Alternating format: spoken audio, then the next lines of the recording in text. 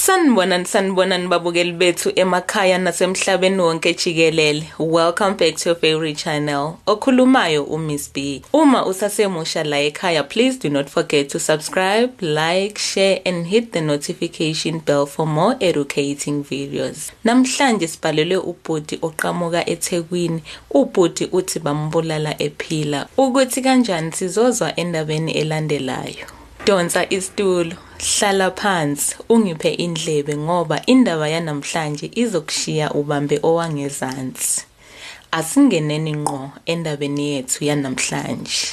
Sisi sawubona, ngiyindoda eneminyaka ewu-32, ngikhulele lana eThekwini ngikhuliswa uma. Indaba yami yaqala kudala ngenkathi mina ngingakazalwa. Uma wakhuleliswa indoda yomuzi, indoda eshadile.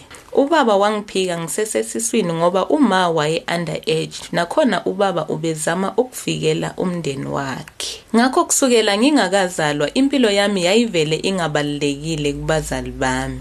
Uma wakhulelwa esaseyi-teenager, wayengakabi nalo ulwazi oluningi ngempilo. Wayesondliwa umalume wakhe. Impilo yayinzima kakhulu. Wagcina eyeka isikole ka-grade 10. Ukukhulisa ingane umuntu esesemncane akulula, ikakhulukazi ubaba wengane ephike isisu. Kuvele kube mnyama nje ungasazi nokuthi uyenzeni.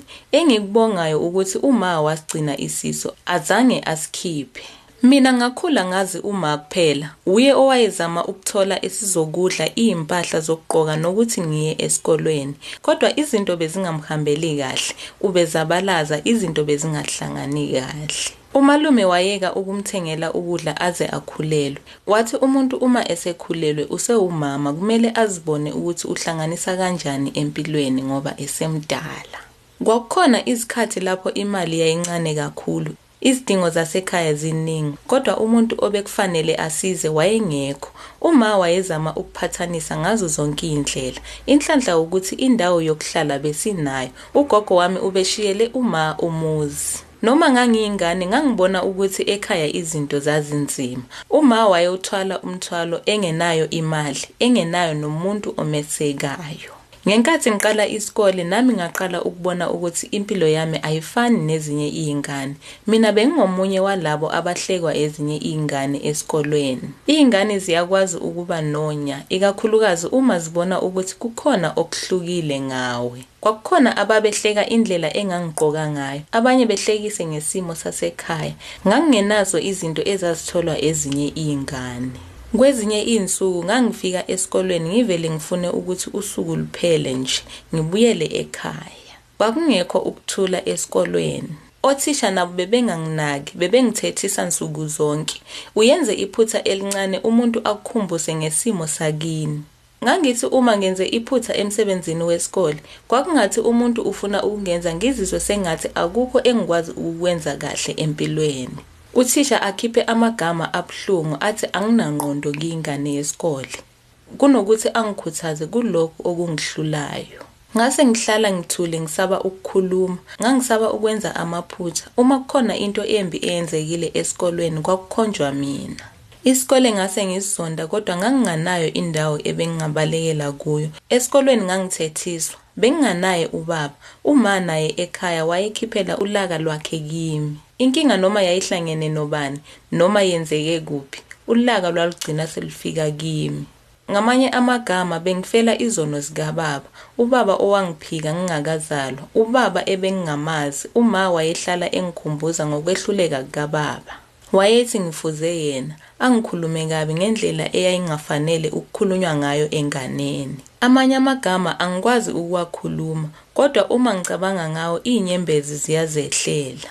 Mina ngilimele dadewethu. Ubaba wangibizela amabhadi ngokungiphika. Ayikho into ehambayo empilweni yami. Kungaba nephutha elincane engangilenzile lalingaphenduka indaba enkulu. Uma ngiphule into noma ngikhohlwe ukwenza into ethile engithunywe yona, noma ngenze into engayithandanga uma wayengithethisa akhiphe amagama abuhlungu. Ngangithwala lawo mazwi ngiwafake enhlizweni. Uma ebheka mina kwakubonakala sengathi ubona zonke izinto ezamlimaza empilweni yakhe. Wayengaboni ukuthi ngangingenacala. Wayebona indoda eyamkhulelisa, yamphika, yamshiya nomthwalo wokungikhulisa. Lokho kwangilimaza kakhulu ngoba mina angizange ngikhethe ukuthi ngizozalwa ubani. Angizange ngikhethe ukuthi ubaba wami angiphike. Ukungabi nendawo engangizizwa ngiphephile kuyo kwangenza ngingaboni ngasolinye ngempilo. Esikolweni ngangihlekwa, ekhaya ngangithethiswa, othisha bebenganginaki. Mina ngangiloku ngikhula ngithwele konke lokho. Ngakhula sengiwumuntu owayenolaka kakhulu. Isikole ngase ngizonda, umama ozala mina ngase ngimzonda, ubaba naye ngase ngimzonda noma ngangingamazi. Ngaqala ukubhema insangu. Ngangifuna into eyayizongenza ngikhohlwe ngezinto ezazingilimaza emoyeni. Kwakukhona insuku engangibuya ngazo esikolweni ngithule nje. Ngangifika ekhaya ngibeke isikhwama sami phansi ngingakhulumi namuntu, ngingabingeleli umuntu. Uma wayengazi ukuthi yini engiyiphethe ngaphakathi, ngangisuke ngidakiwe. Insangu iyadakana, ikunike namandla ukhohlwe nezinkinga. Ngase ngithole indlela engabalekela ngayo ubuhlungu ngoba bekungekho umuntu engangingahlala naye phansi angizwe uma kukhona okungihluphayo empilweni. Ngase ngifihla ubuhlungu bami ngaphansi kwensangu. Ngokuhamba kwesikhathi ngagcina sengidla izidakamizwa. Ngangenza ugrade 12. Ukuqala kwami ukudla izidakamizwa ngangihlangane nabanye abafana ababezidla bathi ngitheste. Ngadla ngiwumuntu owayefuna ukuzizwisa. Angisakwazanga ukuphuma. Kwakungaphumeki kalula.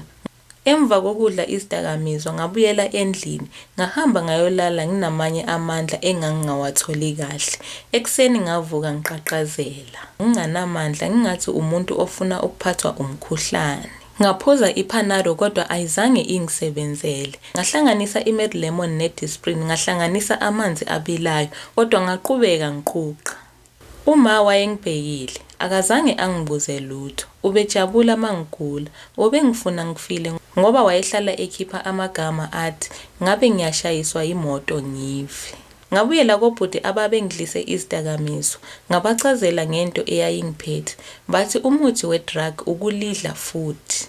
Ngadla emva kwalokho ngazizwa sengingcono senginamandla. Uma liphela emzimbeni idrug kwakumele ngibuyele kubafowethu ngiyodla elinye. Ngagcina sengizithengela ngihlala nawo endlini. Ngase ngiwadla nsuku zonke. Ngaqala ukuthatha izinto ekhaya ngithengisa. Ngifuna imali yezidakamizwa nokudla. Lento iyabiza ngoba ithengwa nsuku zonke. Uma usuyidlile kufanele ube nokudla okwanele. Ayizwani nendlala ngoba idla umzimba. Indlela engangiphathwa ngayo ekhaya yaba nomthelela omkhulu kwizenzo zami. Ngolunye usuku uma waqala ukungithethisa njengenjwayelo, ngamphendula ngamshaya kabuhlungu. Umalume wangixosha ekhaya. Ngangikwenza lokho ngoba ngidle izidakamizwa. Ngaphuma ngingenandaba ngoba uthando bengalitholi ekhaya. Ngahamba ngayojoyina laba akade ngidla nabo izidakamizwa. Ngangiphathanisa nami njengendoda. Ngingabona omama abathwele imithwalo esindayo ngibathwalise bangibonge ngo5 rand, 10 rand noma malini. Umuntu wayethi uma ebuza indlela kunokuthi simlayele, sasibona kungcono ukuthi simphelezele ukuze mefika endaweni asibonge ngemadlana. Sasizama imali yokudla nokuthenga izidakamizwa. Ilanga lishisa wawungifica ngivala ama-pothole emgwaqeni. Abahamba ngezimoto abanozwelo nothando besinike ama-coin. Ngase ngihamba ngiqoke oplastic enyaweni. Impilo yasemgwaqeni yayingeyona into engangiyiphupha. Kwakungekho ukuthi ekseni ngivuke ngazi ukuthi ngizogeza kuphi, ngizodlani noma ngizolala kuphi. Ngangivele ngivuke ngibheke ukuthi usuku luzohamba kanjani. Abantu abaningi bebesidlula basibuke, abanye besizwela, abanye besigwema. Kwakukhona abantu ababenomusa. Uma umuntu ebona ukuthi siyasebenza ngokusiza abantu, wayesinika imali encane. Kwesinye isikhathi umuntu wayengasitholi nesikhathi sokusibuka, kodwa wayekhipha ama-coins emotweni asiphosele wona. Ngithi leyo mali encane yayisho ukuthi sizothola okokudla ngalelo langa. Ngangingasakwazi ukubona ukuthi ngizophuma kanjani kulokho engangikuphila. Into eyangenza ngabona ukuthi ukungahlali endlini akungilungelanga. Kwakuyisikhathi size sithathwe onogada bomphakathi bayosithela induku. Kwakukhona usisi owayebanjwe inkunzi bamthathela amafoni nemali yakhe. Besinganaso isandla kuleso sigameko. Abantu basijaja ngendlela esasibukeka ngayo, safela lokho. Sashaywa kubanda, bebethi bengasithela induku, basifake emanzini abandayo edustbin. Ubuhlungu engabuzwa lapho, kwakubanda ngingakhoni nokuzilwela, ngifela into engayiyenzanga, ngifela ubala. Mina inkunzi bengingayibambi, bengingantshontsheli muntu. Leso sigameko sahlala kimi. Uma umuntu enganalo ikhaya, engenayo umuntu ozomvikela, abantu bangashesha ukumbheka njengomuntu ongenamsebenzi. Mina ngangazi ukuthi ngangayiyenzanga leyo nto, kodwa ngaleso sikhathi kwakungekho muntu owayefuna ukungilalela. Emgwaqeni ngangifuna ukuthula ngoba izimpi ebengilwa nazo empilweni bezinkulu. Bengifana nomuntu onganawo umndeni. Ngidle izidakamizwa for 13 years. Kuleyo minyaka kwadlula ubusha bami, kwadlula amathuba amaningi engingawathola empilweni. Abanye abantu engangifunda nabo base beqhubekele phambili. Mina ngangisazama ukusinda usuku nosuku. Kwakukhona abantu besonto bebenokufika endaweni yethu basinike ukudla, besifundisa ngeBhayibheli, basitshele ngokuthi uNkulunkulu usithanda kangakanani. Bebethi mabeqeda basho ukuthi uma khona ofuna ukuyeka izidakamizwa asho ukuze athole usizo ngoba bebazi ukuthi akuyona into elula ukuphuma kuleli jele. Bebengezi kithi bezosihlulela, bebefika basinike ukudla, bakhulume nathi, basilalele. Lokho kwangimangaza ngoba ngangijwayele abantu ababengibuka njengomuntu ongafuni lutho empilweni. Bona bebefika bakhulume nathi njengabantu. Kwesinye isikhathi ngangihlala ngilalele nje uma bekhuluma. Ngangenawo amazwi amaningi engangawasho, kodwa engangikuzwa kwakungena kimi ngaphakathi.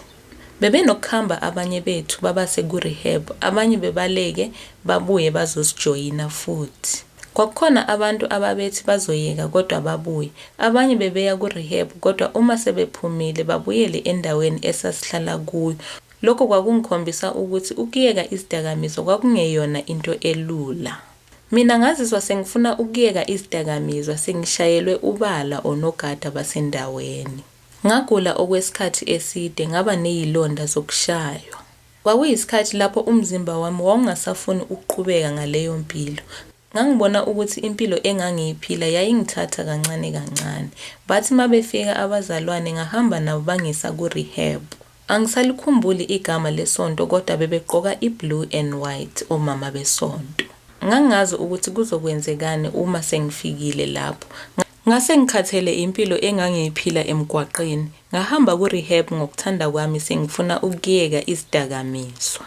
Ngaphuma ku-rehab senginganaso isifiso sokudla izidakamizwa. Angifuni ukubona lapho okudlule khona izidakamizwa. Ngangingasafuni ukubuyela kuleyo ndawo engangichithe kuyo iminyaka eminingi. Ngangingasafuni ukubona abantu ababehlangene naleyo mpilo yami yakudala. Uthando nemfundo engakuthola e-rehab kwakungikhombisa ukubaluleka empilweni yami. Okokuqala ngqa emva kwesikhathi eside ngaqala ukubona ukuthi umuntu angaphinde aqale impilo kabusha. Ngaphuma ngimuhle sebengithengele nezimpahla omunye usisi owayesebenza lapho e-rehab.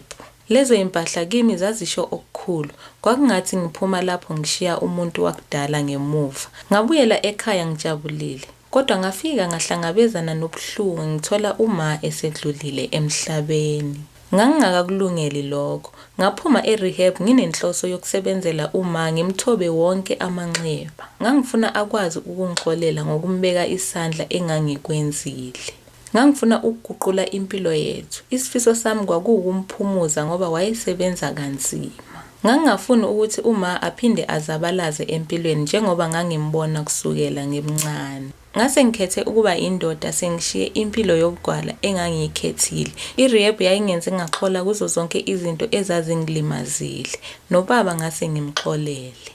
Ukumxolela ubaba kwakungeyona into eyenzeka ngosuku olulodwa. Kodwa ngafika lapho sengizizwa sengathi angisafuni ukuqhubeka ngithwele inzondo. Ngathola umuzi kagogo usuhlala omzala bami ababili abantwana bakamalume. Angizange ngibe nenkinga ngalokho. Ngangifuna ukwamukelwa sihlale njengomndeni sabazukulu bakagogo munye. Kodwa bengingafuneki kuleli yakhaya. Indlu yayisidonsiwe, umuzi esasiwushelwe ugogo usumuhle. Ngaqhubeka ngihlala noma ngangingafuneki ngoba nganginganalo elinye ikhaya engangizoya kulo. Ngangifuna nje indawo engangingabeka kuyo ikhanda lami ebusuku. Ngangifuna ukuthi ngibuye emsebenzini ngibe nendawo engizobuyela kuyo ngifihle ikhanda. Ngahamba ecafe ngacela osisi ababesebenza lapho ukuthi bangenzele i-CV. Uma senginayo i-CV ngaqala ukuhamba ngiyofuna umsebenzi. Ngaqala ukulahlela ama-CV esitolo esasiseduze ngoba imali yokugibela ibingekho. Kwakumele ngihambe ngezinyawo. Ngangingazi ukuthi i-CV engiyinike umuntu izongibizela yini umsebenzi. Kodwa ngangiloku ngihamba ngingapheli ithemba. Ngangibona ezinye iy'ndawo ngingene ngishiye i-CV ngiphume ngiye kwenye. Ngangifuna ukuba umuntu onomsebenzi okwazi ukuziphilisa futhi abe nesithunzi sakhe. Ngenhlanhla ngathola umsebenzi wokupheka igrocery esitolo. Ngajabula kakhulu. Kimi kwakungathi sekukhona umnyango ovulekile. Abelungu bangicela ukuthi ngilethe i-ID, i-report card lasesikolweni. Ngathi ngiphuma lapho ngaya esikolweni lapho ngangifunde khona ngayocela i-report lami la grade 12 noma ngangingawuqedanga. Sekuyiminyaka ngiyekile isikole. Bathi ngibuye ngelanga elilandelayo ekuseni. Ngashiya imininingwane ukuze bakwazi ukungicheckela. Ngelanga elilandelayo ngavukela eHome Affairs ngiyokwenza i-ID yayilahleke sengihlala emgwaqeni. Ngaleso sikhathi ngangicabanga ukuthi ngizolungisa nje i-ID yami bese ngibuyela esikolweni ngiyolanda i-report ngibuyele emsebenzini ngiqale impilo engangiyilangazelela. Ngangingakaze ngicabange ukuthi ukuhamba kwami eHome Affairs kwakuzongivulela enye indaba engangingakaze ngiyilungele. Kwakunenjabulo ngaphakathi kimi ngoba izinto zazibonakala sengathi sesiqala ukuhamba. Kodwa lapho sengifike eHome Affairs konke kwami. Uyazi uma uwumuntu wamabhadi, kwatholakala ukuthi ngokwamaphepha kahulumeni mina ngangingasekho emhlabeni. Dadewethu, impilo uma ingakufuni ayikufuni ungaze ulwe kanjani? Ngangicabanga ukuthi impi yami enkulu isiphelile ngenkathi ngiyeka izidakamizwa. Ngangicabanga ukuthi into engangizoyilwa manje yindlala, umsebenzi nokwakha impilo entsha. Kanti impi enkulu kunazo zonke yayisanda kuqala. Ayikho into ongayenza empilweni uma unganayo i-ID. Ngangifuna i-ID yami kodwa ngangibhale njengomuntu oshonile. Ngama lapho ngizibuza ukuthi ubani owayebhale ukuthi sengishonile. Nokuthi kwakwenzakalani ngegama lami. Lokho engangicabanga ukuthi kuzoba uhambo olufushane lokuya eHome Affairs kwagcina sekuyinto eyavula imfihlo eyayifihliwe isikhathi eside. Ngiyaphila kodwa ngokwama-record ngifile. Ngangingazi ukuthi ubani owabhalisa ukufa kwami, kwenzeke nini. Ngangingazi nokuthi umuntu wayengafika kanjani lapho athi mina angisekho emhlabeni mina ngisaphila. Ngangingene eHome Affairs ngifuna ukuqala impilo entsha. Kodwa ngaphuma sengiphethe enye indaba enkulu kunaleyo engangize nayo. Ekuqaleni ngangisacabanga ukuthi mhlambe kukhona iphutha. Mina ngangimi phambi kwabo, ngangikhuluma nabo, ngiphefumula ngihamba ngeenyawo zami. Kwadingeka ngiqale ukulandela ukuthi kwenzekeni, ngithole ukuthi ukufa kwami kwabhaliswa kanjani nokuthi ubani owaqala leyo nto. Yilapho kwavela khona into engangingayilindelanga. Umalume wami wayethathe i-life cover empilweni yami. Ukuhamba kwami iminyaka neminyaka ngidla izidakamizwa kwamnika ithuba lokuthi angibhalise njengomuntu ofile. Mina ngangingakaze ngicabange ukuthi umuntu angangibheka ngaleyo ndlela. Noma wayengizonda umalume ngoba bengingafikanga ngendlela encomekayo emhlabeni, kodwa wayengaze angizonde kangaka. Ngiyiphilile impilo engcolile, kodwa kwakungasho ukuthi ngifile, ngisaphila. Kwakubonakala sengathi ukufa kwami kwakungasenziwa nje ngenxa yokuthi kukhona umuntu owayecabanga ukuthi ngishonile. Kwakukhona imali eyayizolandela. Ngaqala ukucabanga ngokuthi kungani abanye abantu bebengafuni ngibuyele emzini kagogo. Ngaleso sikhathi ngangingazi ukuthi kungase kube khona imfihlo enkulu kangaka eyayihamba emva kwami. Into eyangishaqisa kakhulu kwaba ukuthi umuntu owayenza lokhu kwakungeyena umuntu engingamazi, kwakuwumalume wami. Umuntu wakithi, umuntu engangimazi kusukela ngisemncane, umuntu owayazi ukuthi impilo yami yayinjani. Yazi ukuthi ngangihlala emgwaqeni ngilahlekile empilweni. Wayecabanga ukuthi ngizohlala emgwaqeni unomphela kanti ngolunye usuku ingqondo yayizobuya ngikhumbule ekhaya. Wayesebenzise igama lami, impilo yami kanye nokufa kwami ukuze afune imali. Ngase nginayo ne-death certificate. Ngangibuka lelo phepha ngingazi nokuthi ngithini. Igama lami lalikhona kodwa mina ngangimi lapho. Ngangizibuza ukuthi umuntu wakithi wayengakwazi kanjani ukuhlala azi ukuthi ngikhona emhlabeni. Kodwa ngesikhathi esifanayo enze konke kubonakala sengathi angisekho emhlabeni. Mina ngangiphila. Kodwa umuntu wayesenza konke kubonakala sengathi sengashona. Umalume wenza imali ngokufa kwami. Kanti mina ngangisaphila. Lelo qiniso langiphula inhliziyo. Uma umuntu ongaphandle ekwenza into enje, ungathi mhlambe akakuthandi. Kodwa uma kuwumuntu wakini, kuba nzima ukuqonda. Ngangingacabangi ukuthi angangenza into enje. Umalume wami, ngahlala ngizibuza ukuthi wayengizondelani kangaka. Wayengibona njengomuntu owayesengasenalo ikusasa. Yebo, ngangichithe iminyaka eminingi ngenza izinto ezingalungile. Ngangiwenzile amaphutha empilweni, ngibalimazile nabantu. Kodwa ngase ngishintshile. Ngangifuna ngisho ukulungisa ubudlelwano bami nomndeni. Kanti umuntu wakithi wayesebenzise leso sikhathi lapho ngangilahlekile khona ukuze enze uhlelo olwaluzongenza umuntu ofile. Umalume wami wayengazi ukuthi ngelinye ilanga ngizovuka ngifune impilo yami futhi. Ukufika kwami kwaveza into ayengacabanga ukuthi ngeke ngiyithole. Ukuhlala kwami emgwaqeni nokudla izidakamizwa kwakuyinjabulo kuyena, kumlethela nempumelelo. Uyenza njani into enjena kumuntu wakini? Ingane kadadewenu. Kusho omzala bebengixosha emzini kagogo, bengixoshela imfihlo engaka. Lokho kwenza yonke into engangibhekene nayo ibe nzima kakhulu. Mina ngangicabanga ukuthi abantu abazimisele ukungamukela ngoba ngangike ngadla izidakamizwa. Ngangicabanga ukuthi bebengasangithembi kanti bebengibulale ngiphila. Kodwa into eyodwa engasitshela yona ukuthi ngangingena kubuyela emuva ngiyothula. Ngase ngichithe iminyaka eminingi ngithule. Ngathula ngesikhathi ubaba engiphika. Ngathula ngesikhathi ngihlekwa esikolweni. Ngathula ngesikhathi ngikhuliswa ngamazwi abuhlungu. Ngangifuna ukwazi ukuthi ubani owasiza umalume. Futhi ngaphezulu kwakho ngangifuna ukwazi ukuthi umalume wami wayecabangani ngenkathi ebhala ukuthi mina ngishonile. Azi kahle ukuthi ngisaphila. Futhi ngaphezulu kwakho ngangifuna ukwazi ukuthi umalume wami wayecabangani ngenkathi ebhala ukuthi mina ngishonile, azi kahle ukuthi ngisaphila emhlabeni. Babukeli, indaba yethu yanamhlanje iphelela lana. I hope kuningi esikufundile kule ndaba esiyibhalelwe ubhoti. Uma le ndaba ikuthintile, ngizocela ukuthi usibhalele ku-comment section. Please do not forget to subscribe, like, share, and hit the notification bell for more educating videos. Thank you so much guys for watching. Nginethanda isidudla.